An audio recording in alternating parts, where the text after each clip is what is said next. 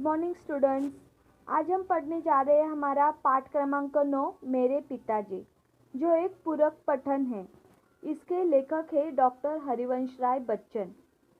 देखिए, इस पाठ में डॉक्टर हरिवंश राय बच्चन ने क्या कहा है ये पढ़ेंगे, लेकिन ये पढ़ने से पहले हम बच्चन जी का परिचय पढ़ लेते हैं। उनका जन्म 27 नवंबर 1907 प्रतापगढ़ उत्तर प्रदेश में हुआ, तो उनकी मृत्यु 18 जनवरी 2003 में हुई। परिचय: हरिवंश राय बच्चन जी हिंदी कविता के उत्तर छायावाद काल के प्रमुख कवियों में से एक है। मधुशाला उनकी अत्यंत प्रसिद्ध रचना है, जिसने लोकप्रियता के नए कीर्तिमान स्थापित किए। देखिए, अगर आपने किसी ने मधुशाला पढ़ी होगी तो आप जानते हैं कि मधुशाला एक बहुत ही प्रसिद्ध कथा है, जिसमें उन्होंने बताया है कि किस तरह से आदमी अपनी गरीबी में, अपनी भूख में सामने वाले को भूल जाता है। मधुशाला मतलब क्या? तो मधुशाला मतलब जो पीने वाले जाते हैं ना, वो। तो अगर आपको कभी टाइम मिला तो आप यह ज़रूर पढ़ना, मधुशाला। ओके। उनकी प्रमुख कृतियाँ है मधुशाला, मधुकलश, निशा निमंत्रण, एकांत संगीत, आकुल, अंतर, खादी के फूल, हलाहल, धार के इधर उधर आदि।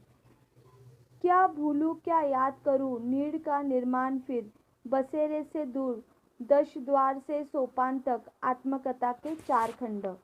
तो इस प्रकार उन्होंने बहुत सारी कथाएं लिखी है, बहुत सारे कविता संग्रह भी लिखे हैं। इस तरह से डॉक्टर हरिवंश राय बच्चन जी एक बहुत ही प्रसिद्ध और लोकप्रिय लेखक और कवि रहे हैं। उनके इस गद्य के संबंधी जानते हैं, यह एक आत्मकथा है। हिंदी साहित्य में गद्य की एक विधा है। आत्मकथा में व्यक्ति स्वयं अपने जीवन की कथा स्मृतियों के आधार पर लिखता है। निष्पक्षता आत्मकथा का आवश्यक पक्ष है। देखिए, आत्मकथा, आत्मा मतलब स्वयं और कथा मतलब स्टोरी, मतलब खुद की कथा, उसे कहते हैं आत्मकथा। तो इसमें लेखक ने अपनी आत्मकथा बताई है। प्रस्तुत पाठ के माध्यम से बच्चन जी ने अपने पिता के रहन सहन, व्यक्तित्व, दृढ़ता, स्वाभिमान, कर्तव्य निष्ठा आदि गुणों के साथ साथ देश, काल, परिस्थिति एवं स्वयं में आए संस्कारों एवं परिवर्तनों को प्रभावी ढंग से चित्रित किया है। तो पढ़ते हैं हमारा पाठ 9 मेरे पिताजी। पायनियर प्रेस में प्रताप की समय की पाबंदी, शुद्ध स्वच्छ लिखावट, सही साफ हिसाब किताब रखने की आदत, विनम्र निश्चल व्यवहार ने बहुत जल्दी उनको विशिष्टता दे दी। अपना काम खत्म कर वे सहयोगी क्लार्कों का पिछड़ा काम भी अपनी मेज पर रख लेते और दफ्तर बंद हो जाने के घंटों बाद रात देर तक काम में जुटे रहते।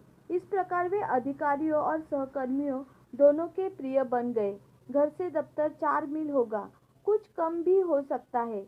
फासले के मामले में मेरा अनुमान हमेशा गलत होता है। ज़्यादा की तरफ वे पैदल ही आते जाते। शायद पैसे बचाने की गरज से साइकिल न उन्होंने खरीदी न उसकी सवारी की। देखिए, लेखक बता रहे हैं कि प्रताप, उनके पिताजी का नाम क्या है? प्रताप, जो पायनियर प्रेस में काम करते थे, वो समय के बहुत पाबंद थे। उनकी लिखावट एकदम शुद्ध और स्वच्छ थी। वो हिसाब किताब में एकदम अच्छे थे। और उनका व्यवहार कैसे था? विनम्र और निश्चल था। यह उन्होंने अपने पिताजी की विशेषता बताई है। वो क्या करते थे? खुद का तो काम खत्म करते ही थे, साथ में ही उनके जो क्लार्क है, जो उनके दूसरे कलीग है, उनका भी काम वो अपने पास लेकर पूरा करते थे। मतलब अपने अधिकारियों और सहकर्मियों का काम भी वो करते थे, जिस वजह से वो अपने अधिकारी और सहकर्मियों में बहुत प्रचलित थे और प्रिय भी थे। अर्थात कोई भी हमारा काम करेगा तो वह व्यक्ति हमें प्यारा ही लगेगा। लेखक बता रहे कि उनको ऑफिस घर से 4 किलोमीटर दूर था, लेकिन उन्होंने कभी भी साइकिल से सवारी नहीं की। शायद पैसे बचाने के लिए होंगे, लेकिन पता नहीं। लेकिन फिर भी वो कभी भी साइकिल से नहीं आए। दफ्तर के लिए उन्होंने एक तरह की पोशाक अपनाई और जितने दिन दफ्तर में गए उसी में गए। काला जूता, ढीला पाजामा, अचकन जो उनके लंबे इकहरे शरीर पर खूब फपती थी, और दुपल्ली टोपी। दुपल्ली टोपी मतलब ऐसी बड़ी वाली टोपी। यहाँ पे देखिए लेखक क्या बता रहे हैं, दफ्तर जाने के लिए उनका एक खास तरह का पोशाक था। पोशाक क्या था? तो काला जूता, ढीला पाजामा, अचकन जो उनके लंबे इकहरे शरीर पर खूब फपती थी, मतलब जिससे हमें समझ में आ रहा है जो वो लंबे कद के थे, लंबे कद के थे। और सर पे डालते थे वो दुपल्ली टोपी। दुपल्ली टोपी मतलब हैट जैसी होती है ना, वो। जाड़ों में मेरी माँ के हाथ का बुना ऊनी गुलबंद उनके गले में पड़ा रहता था। जाड़ों में यानी ठंडी के महीनों में उनकी माँ ने जो उनके लिए गुलबंद बुना था वो हमेशा उनके गले में रहता था।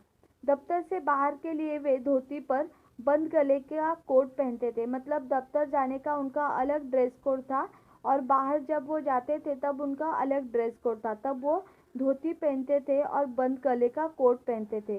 सिर पर फ्लैट कैप जो उन दिनों विलायत से आती थी और काफ़ी महंगी होती थी, और सिर पर वो पहनते थे फ्लैट कैप जो विलायती थी, जो विलायत से आती थी। पिताजी बाहर निकलते तो छाता उनके हाथ में ज़रूर होता, और देखिए बाहर जब वो निकलते तो उनके हाथ में छाता ज़रूर होता। मौसम साफ हो और रात हो तो वे छड़ी लेकर चलते थे, और अगर मौसम साफ सुथरा हो तो वो क्या करते थे, बिना छाते के चलते थे, लेकिन क्या लेकर हाथ में, तो छड़ी लेकर।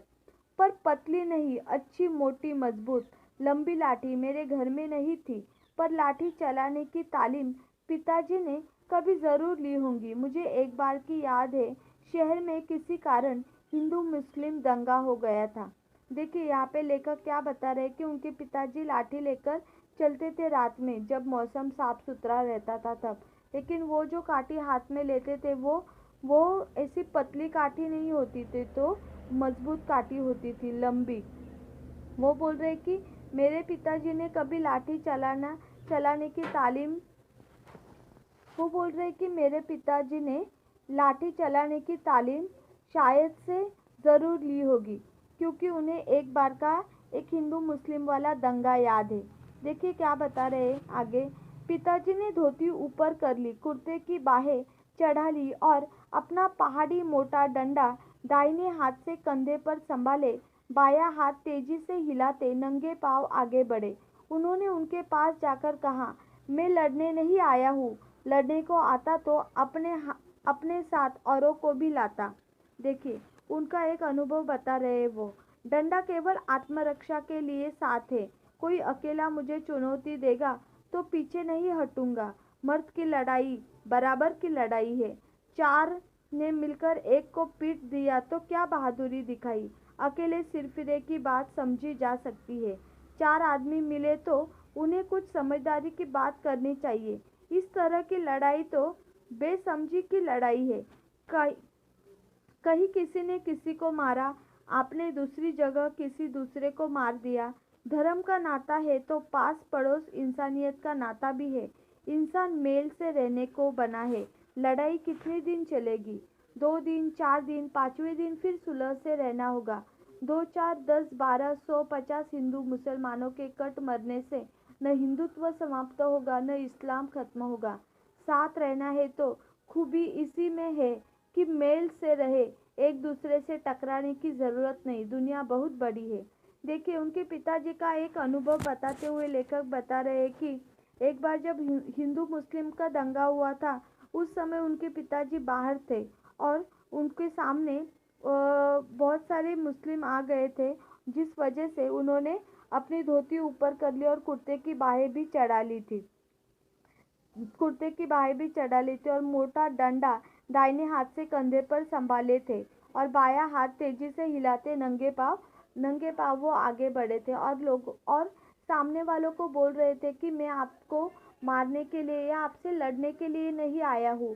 अगर मुझे लड़ना होता तो मैं ज़रूर लड़ता, लेकिन चार आदमी मिलकर एक आदमी को पीटे, यह इंसानियत नहीं है। अगर एक एक आओगे तो मैं एक एक से निपट लूँगा। लेकिन फिर उन्होंने उन्हें समझाते हुए बोला कि ये लड़ाई कितने दिन चलेगी, इस 2-4 दिन, 4 दिन, 15 दिन, लेकिन इस लड़ाई से ना तो हिंदुत्व खत्म होगा और ना ही इस्लाम खत्म होगा। आखिर में एक दिन आप लोगों को सुलह करके फिर से एक साथ रहना ही पड़ेगा। एक दूसरे से टकराने की ज़रूरत नहीं है, क्योंकि दुनिया बहुत बड़ी है। पिताजी की बातों का असर हुआ। उस दंगे में फिर कोई वारदात नहीं हुई। आगे भी कई बार जब शहर में हिंदू मुस्लिम दंगे हुए, हमारे मोहल्ले में शांति बनी रही। देखिए, उनके पिताजी की कई बातों का उनके मोहल्ले वालों पर इतना असर हुआ कि आगे जब कभी हिंदू मुस्लिम दंगे हुए, तब उनका अकेले का मोहल्ला था जो उस वक्त शांत था, जहाँ पर ऐसी कोई भी हलचल, ऐसा कोई भी दंगा नहीं हुआ। मेरे पिता का दैनिक जीवन प्रायः एक ढर्रे पर चलने वाला, नियमबद्ध और नैमित्तिक था। लेखक क्या बोल रहे कि उनके पिताजी का दैनिक जीवन मतलब उनकी रोज की दिनचर्या कैसी थी? एक ढर्रे पर चलने वाली, मतलब एक जैसी थी, रोज की तरह समांतर। ऐसा नहीं हमारे जैसा आज मैं 6 बजे उठा हूँ तो कल मैं 7 बजे उठूँगा, आज 8 बजे नाश्ता किया है तो कल 10 बजे, परसों 9 बजे। मतलब हमारे इस नियम में क्या है, दिनचर्या में कोई नियमबद्धता नहीं है, कभी भी किसी भी टाइम पे हमारे फुर्सत के अनुसार। लेकिन उनका वैसा नहीं था। उनकी जो दिनचर्या थी वो नियमबद्ध और नैमित्तिक, यानी रोज वैसी ही चलती आई थी कितने ही सालों से। वे सवेरे 3 बजे उठते, शौचादि से निवृत्त होते और ठीक 3:30 बजे गंगा स्नान के लिए चले जाते। लेखक बता रहे कि सुबह 3 बजे उठकर उनके पिताजी शौचादि वगैरह शौचादि होने के बाद 3:30 बजे गंगा स्नान करके चले जाते थे, गंगा स्नान के लिए चले जाते थे। और वो भी कैसे जाते? तो पैदल पैदल जाते थे और पैदल ही आते थे। गंगा जी घर से 3-4 मील के फासले पर होगी। वे ठीक 6:30 बजे नहाकर लौटते। देखिए, 3:30 बजे वो जाते थे और 6:30 बजे नहाकर वो घर पर लौटते थे। साथ में एक सुराही गंगा जल भी लाते थे और पूजा पर बैठ जाते। पूजा के लिए जीने के नीचे एक छोटी सी कोठरी थी। जीना मतलब जो घर के अंदर होता है जीना, स्टेप्स बोलते हैं हम लोग, वो।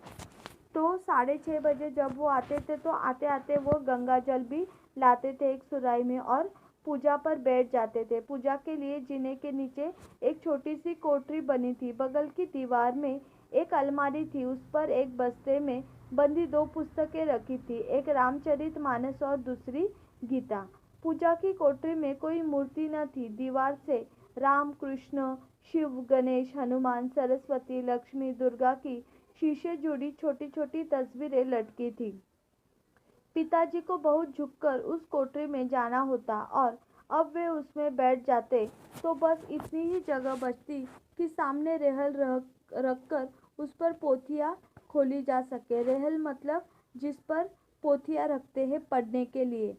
देखिए, लेखक क्या बता रहे कि उनके पिताजी 6:30 बजे आने के बाद पूजा के लिए बैठते थे। उनके पूजा घर में कोई मूर्ति नहीं थी भगवान की, तो दीवार पर राम, कृष्ण, शिव, गणेश जैसे अलग अलग भगवानों की फोटो टंगी हुई थी, तस्वीरें टंगी हुई थी।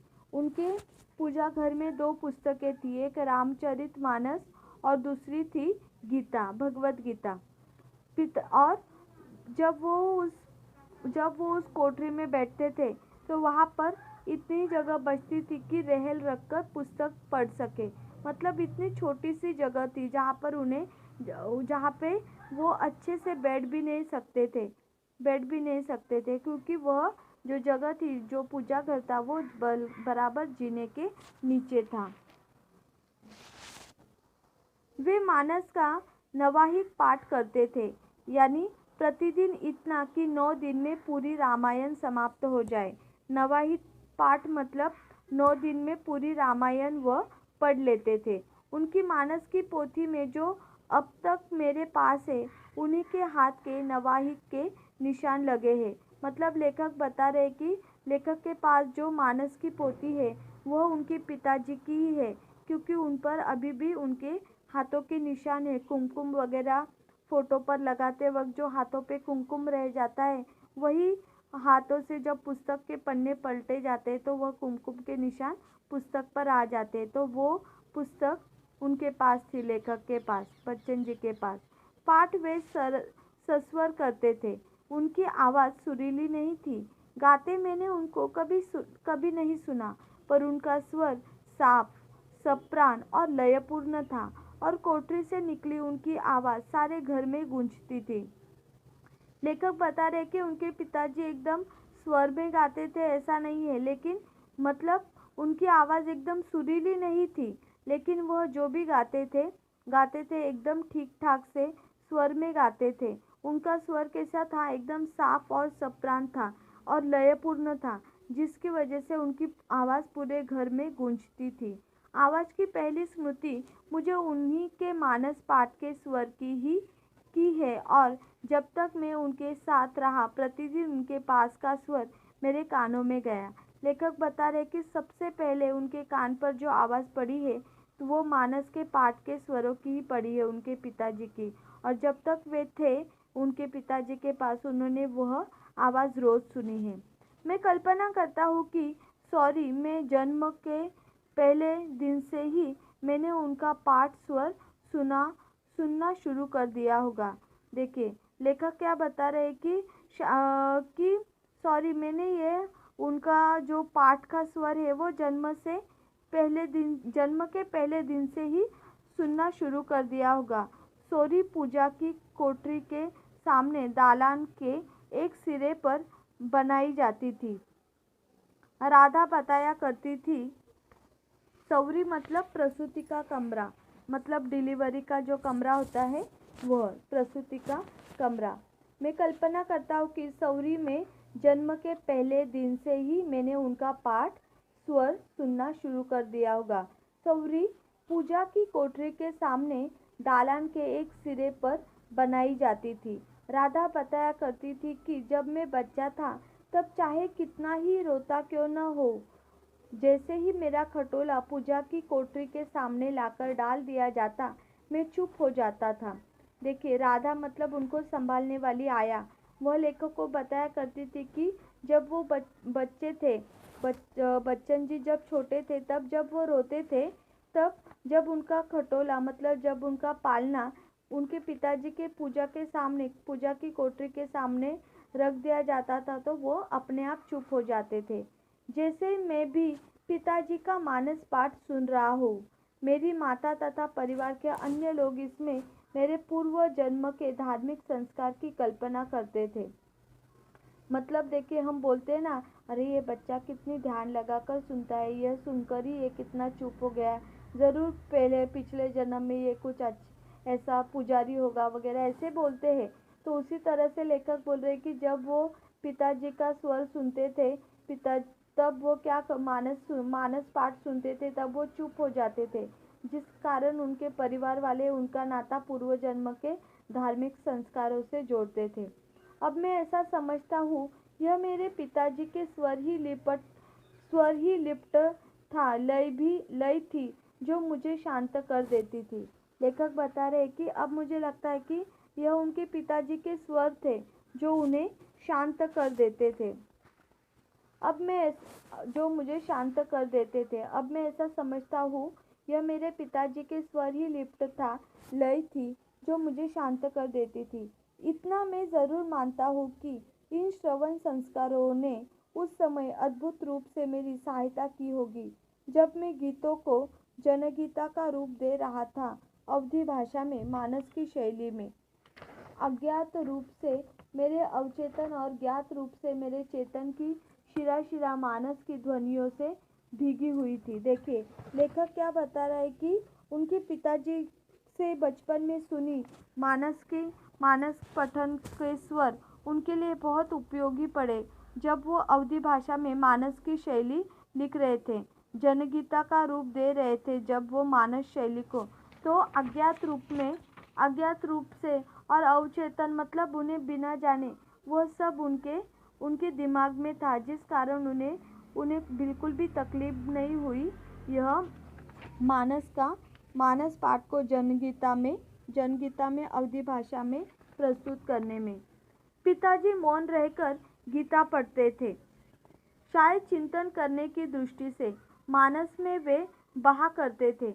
संस्कृत का उन्हें साधारण ज्ञान था। मानस में आए संस्कृत अंशों को वे शुद्धता और सुस्पष्टता से पढ़ते थे, पर संस्कृत से वह उच्चारण सुख अनुभव न करते थे जो अवधि थे। देखिए, लेखक बता रहे कि उनके पिताजी जो मानस का पाठ करते थे वो क्या करते, वो मानस का पाठ करते थे और गीता जो पढ़ते थे वो शायद वो चिंतन करते थे, यानी शांत रहकर मन में पढ़ते थे। संस्कृत उन्हें खास पसंद नहीं थी। शायद संस्कृत से वह उच्चारण सुख अनुभव न करते थे जो अवधि से थे। मतलब संस्कृत के उच्चारण से उन्हें वह सुख नहीं महसूस होता था जो अवधि भाषा से होता था। कवि सस्वर पढ़ने का मुझे भी शौक है। कविता, लेखक बता रहे कि कविता को सस्वर यानी स्वर से पढ़ने का शौक उन्हें भी है। ब्रज और अवधि की कविता में घंटों पढ़ सकता हूँ। लेखक बता रहे कि ब्रज और अवधि भाषाओं की कविता वो घंटों तक पढ़ सकते हैं। मानस का तो सस्वर अखंड पाठ मैंने कई बार किया है, पर मानस की बात ही और है। खड़ी बोली की कविता में घंटे भर में पढ़ूं तो मेरी जीभ ऐंठने लगती है। देखिए, लेखक क्या बोल रहे हैं कि मानस का पाठ वो अखंड कर सकते हैं, लेकिन खड़ी बोली की कविता वो अगर घंटे भर भी पढ़ूं तो उनकी जीभ क्या होने लगती, ऐंठने लगती है, यानी अटकने लगती है। उर्दू के साथ यह बात नहीं है। खड़ी बोली कविता ने कहते हुए खेद होता है, मानस की सूक्ष्म शिराओं को अभी कम ही छुआ है। वह जीवन से उठी हुई कम लगती है, कोष से उतरी हुई अधिक। कारणों पर यहाँ न जाऊंगा। देखिए, लेखक ने अलग अलग कारण दिए और बोल रहे कि मानस की कविता और खड़ी बोली की कविता के बारे में, क्योंकि संस्कृत शब्द पढ़ने में, उनका उच्चारण करने में कठिन होता है। और जाहिर सी बात है, जो हमारी बोली की भाषा होती है उसमें अगर कुछ लिखा हुआ होगा तो वो हम बड़े ही अच्छे से और ढंग से पढ़ सकते हैं। पूजा से पिताजी ठीक 8:30 बजे उठते। उस समय तक मेरी माताजी भोजन तैयार कर लेती। वे रसोई में बैठकर भोजन करते और कपड़े पहन 9 बजते दफ्तर के लिए रवाना हो जाते। देखिए, लेखक बता रहे कि 8:30 बजे तक उनके पिताजी की पूजा खत्म हो जाती थी। उस समय तक उनकी माता का भोजन तैयार हो जाता था और फिर पिताजी रसोई में ही बैठकर भोजन करते थे और 9:30 बजते वो दफ्तर के लिए रवाना हो जाते थे। किसी किसी दिन ऐसा भी होता कि किसी कारण भोजन समय पर तैयार न होता। पिताजी को बहुत गुस्सा आता, माँ कांपने लगती, पर गुस्सा निकालने का समय भी उनके पास न होता। वे जल्दी जल्दी कपड़े पहनते और बगैर खाए दफ्तर के लिए चल पड़ते। अपनी 35 वर्ष की नौकरी में वे कहा करते थे, एक दिन वे दफ्तर देर से नहीं पहुंचे। देखिए, कभी कभार हो जाती है गलती, लेट हो जाता है। तो वैसे ही कभी कभार लेखक की माँ से भी भोजन बनाने में 8:30 बजे तक भोजन नहीं बनता था, तब उनके पिताजी को बहुत गुस्सा आता था। लेकिन गुस्सा व्यक्त करने के लिए भी उनके पास टाइम नहीं होता था, क्योंकि उनको 9 बजते दफ्तर के लिए रवाना होना पड़ता था, क्योंकि काम पर दफ्तर पर लेट जाना उन्हें पसंद नहीं था। 35 साल की नौकरी में वो कभी भी काम पर लेट नहीं पहुंचे। उनका जो दिनचर्या थी वह एकदम टाइम टू टाइम थी। मतलब वो कभी भी लेट नहीं हुए, तो वो वैसे ही चले जाते थे बिना खाना खाए। मेरी माताजी जल्दी जल्दी पूरियाँ बनाती और एक डिब्बे में खाना रखकर मोहल्ले के किसी आदमी से दफ्तर भिजवाती, और जब तक आदमी मेरे पिताजी को खाना खिलाकर वापस न आ जाता वे भोजन न करती। और अगर कभी कभार ऐसा कभी हो जाता कि 8:30 बजे तक खाना नहीं बनता, तो पिताजी उनके बिना खाना खाए ही चले जाते थे। जिस कारणवश उनकी माँ क्या करती थी, जल्दी जल्दी खाना बनाकर मोहल्ले की किसी आदमी को डिब्बा उनके पिताजी को पहुंचाने के लिए कहती, और जब तक वह आदमी उन्हें खाना खिलाकर वापस नहीं आता तब तक उनकी माँ भी खाना नहीं खाती थी। जब कोई जाने वाला न मिलता तो उनका भी दिन भर का उपवास होता, और अगर कभी कोई मोहल्ले वाला भी नहीं मिलता दफ्तर तक डिब्बा पिताजी के लिए लेकर जाने के लिए, तो पिताजी के साथ साथ यहाँ पर उनकी माँ भी क्या रहती थी, भूखी रहती थी। घर की 3 बुढ़िया राधा, मेरी दादी और महारानी की बातें सुनने को ऊपर से मिलती। लेखक बता रहे हैं कि उनकी माँ को भी दिन भर का उपवास रहता, और तो और घर की जो तीनों बुढ़िया है, राधा, मेरी दादी और महारानी, उन तीनों की बातें उनकी माँ को क्या करती, सुननी पड़ती थी कि टाइम पर खाना नहीं बनाती, बेचारा भूखा चला गया, अभी पूरा दिन भूखा रहेगा, इस तरह की बातें सुननी पड़ती थी। मेरी माँ न खाती तो वे कैसे खाती, पर अपनी भूख का गुस्सा वे दिन भर माँ पर उतारती रहती।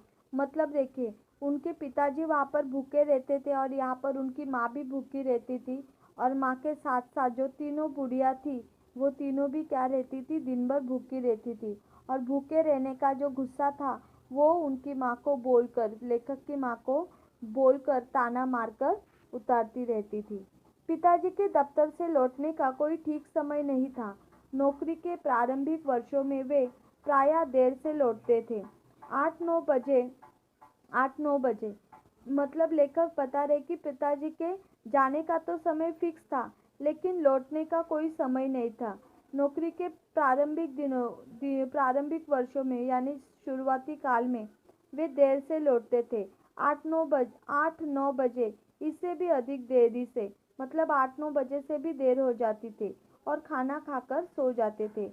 बात को जब कुछ जल्दी आने लगे तो खाना खाने से पहले कुछ देर पढ़ते, कभी खाना खाने के बाद भी, और कभी तो घूमने निकल जाते। सुबह गंगा स्नान में आने जाने के 8 मील, दिन को दफ्तर आने जाने के 8 मील, यानी कुल 16 मील चल लेने पर भी उनकी चलास तृप्त नहीं होती थी। चलास यानी चलने की इच्छा तृप्त नहीं होती थी, और रात को भी 2-3 मील घूम फिर आने को वे तैयार रहते थे। लेखक बता रहे कि जब उनके पिताजी नए नए काम पर थे तब वो देरी से आते थे, लेकिन बाद में जब जल्दी आने लगे तो खाना खाकर सो जाते थे, तो कभी पुस्तक पढ़ते थे, और फिर कभी कभी वो बाहर घूमने भी जाया करते थे। मतलब वे दिन के ऐसे सुबह गंगा स्नान के लिए आते जाते समय लगता था 8 मील, दफ्तर को आने जाने में लगता था 8 मील, ऐसे 16 मील वो दिन भर में चलते थे, लेकिन फिर भी उनके चलने की इच्छा तृप्त नहीं होती थी, और रात में भी वो 2-3 मील खाना होने के बाद घूमकर आते थे। तभी तो मैं कहता हूँ कि उन्हें चलने का मर्ज था, यानी बीमारी थी। सबसे अचरज की बात यह थी कि रात को चाहे जितनी देर से सोए, उठते वे सुबह 3 ही बजे थे। लेखक बोल रहे हैं कि उनको इस बात की हैरानी है, अचरज यानी हैरानी है कि उनके पिताजी रात को कितने भी बजे क्यों न सोए, लेकिन सुबह बराबर 3 बजे ही उठते थे।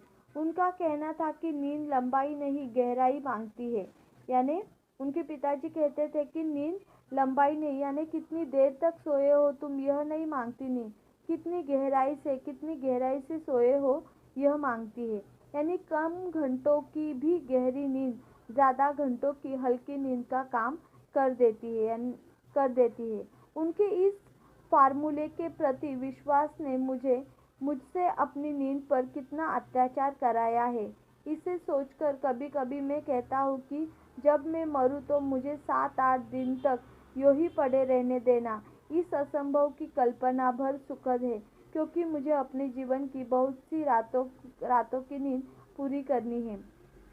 मतलब लेखक बता रहे हैं कि उनके पिताजी स्वयं तो जल्दी उठते थे, और साथ में शायद लेखक को भी जल्दी उठाते थे, जिस कारणवश उनकी नींद पूरी नहीं होती थी। इसलिए लेखक बोल रहे हैं कि मेरी यह इच्छा है कि मरने के बाद भी मुझे 7-8 घंटे तक ऐसे ही पड़े रहने दो, जिस कारण मैं मेरी नींद पूरी कर सकूं। समय की पाबंदी की जो उत्कटता उन्होंने अपनाई थी, उनके निभाने के लिए घर के लोगों का सहयोग आवश्यक था। उन्हें सेंस ऑफ टाइम, वक्त का अंदाज देने के लिए पिताजी ने अपनी नौकरी के पहले वर्ष में एक आराम घड़ी खरीदी और लाकर दालान की तिकोनियों पर रख दी।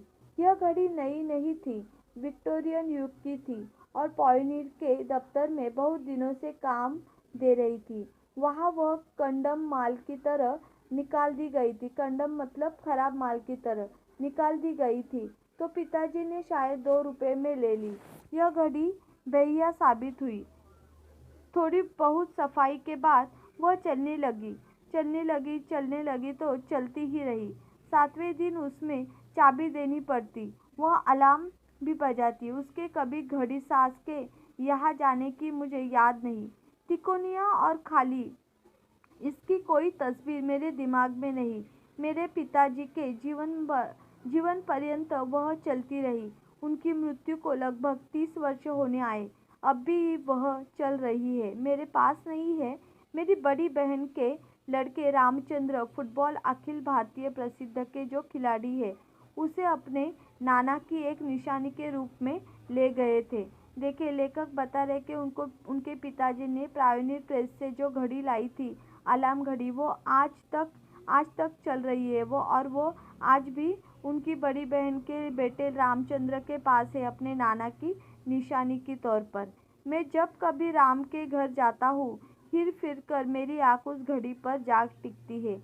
हमारे घर में कितने जन्म मरण, शादी ब्याह, भोज महोत्सव उसने देखे हैं। कितने हर्ष विषाद, अश्रु हास, वाद विवाद, कितने क्रोध, कितने कलह, रोदन, गायन, श्रम, संघर्ष की वह साक्षी रही है। मेरी माँ अक्सर कहती थी कि नाम तो एकर आराम घड़ी है, पर न ई खुद आराम करत है, न केहू को आराम करई देते हैं। आराम घड़ी नाम ऐसी घड़ियों को शायद इसीलिए दिया गया होगा कि ये एक जगह रख दी जाती है। अलार्म से अलार्म आया हो तो भी कोई अचरज की बात नहीं। कभी कभी आराम का आ भी छोड़ दिया गया है, और ऐसी घड़ियों को मैंने लोगों को राम घड़ी भी कहते सुना है। देखिए, लेखक बता रहे कि इस घड़ी के कारण, इसके अलार्म के कारण उनकी माँ क्या करती थी, इस घड़ी को एकर घड़ी कहती थी और कहती थी कि नाम तो एकर घड़ी है, लेकिन ना स्वयं ना तो खुद सोती है, ना दूसरों को सोने देती है। तो इस प्रकार लेखक ने इस घड़ी के बारे में हमें बताया है। मतलब उनके पिताजी ने जो अलार्म घड़ी लाई थी, वह घड़ी आज भी किस प्रकार चालू है। लेखक तो ये भी बताते, तो कोई लोग इस अलार्म घड़ी के आगे का आ निकाल कर सिर्फ राम घड़ी भी इसको बोलते हैं। तो इस प्रकार इस पाठ में लेखक ने अपने पिताजी के दिनचर्या, उनके व्यक्तित्व के बारे में बताया है। यह पाठ थोड़ा बोलने में, थोड़ी यह जो भाषा है एकदम थोड़ा सा मैं शायद हिचकिचाई होंगी कहीं जगह पे, लेकिन हमारा जूम का जब लेक्चर होगा और विस्तृत में मैं आपको ये एक्सप्लेन करूँगी। इस पाठ में आए कठिन शब्द दिए हैं, आप अच्छे से देख लेना, और जूम के लेक्चर में और अच्छे से मैं आपको ये विस्तृत से पढ़ाऊँगी। Thank you.